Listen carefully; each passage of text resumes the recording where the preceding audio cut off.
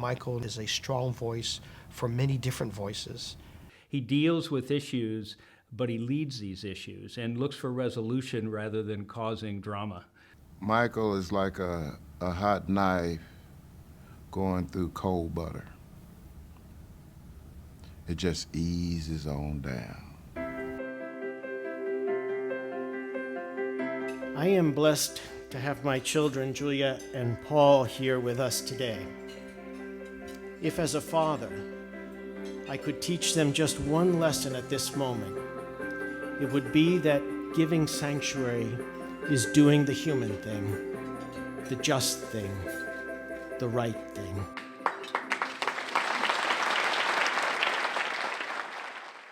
I've had quite a journey in life. I had been recruited by the oldest bond house in New Jersey, and it was a Jewish firm.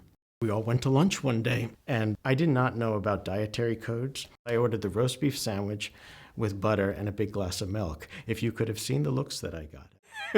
I learned quickly.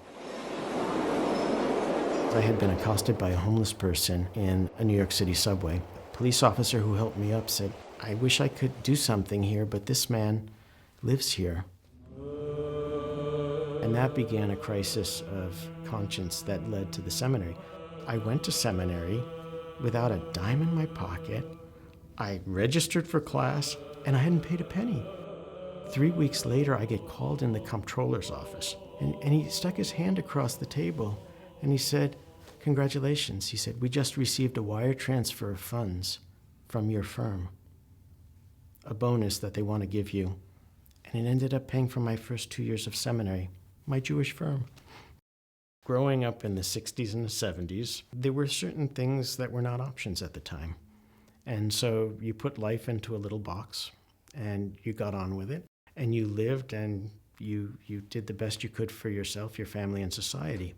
And that did not include coming out.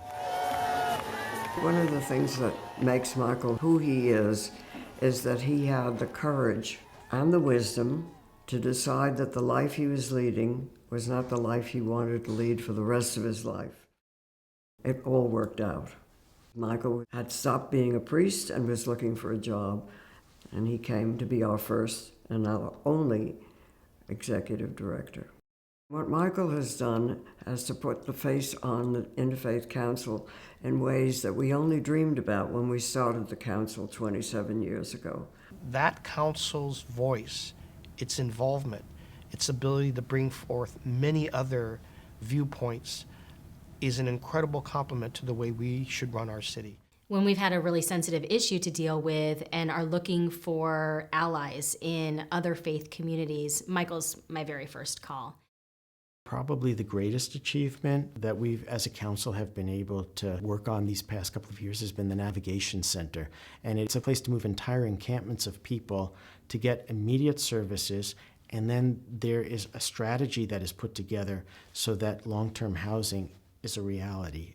We both attended the press conference that the mayor had in which he announced that he was establishing a separate department on homelessness. I want to just again thank Michael and Rita for your leadership, the entire Interfaith Council, because without you this could not have happened. This was really a pilot program that succeeded and is being celebrated, and we've been very blessed that this has become a model for the nation. Michael was appointed by the mayor to the Human Rights Commission. He serves as the chair of the LGBT Advisory Council, which is in many ways the gay commission for the city.